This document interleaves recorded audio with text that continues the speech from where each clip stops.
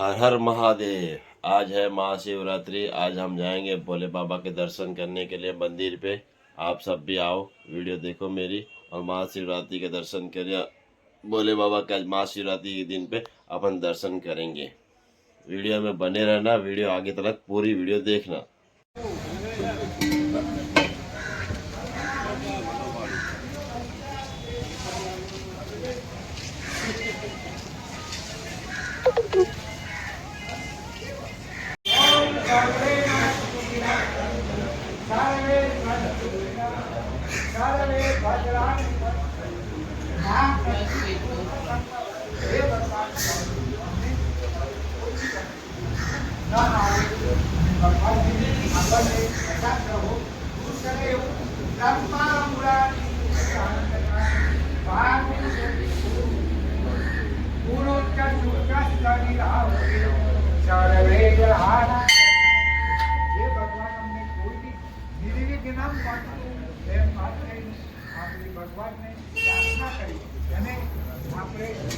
ભગવાનને પગે લાગીને પછી સ્થાનિક દેવતાઓને પગે લાગવાનું છે.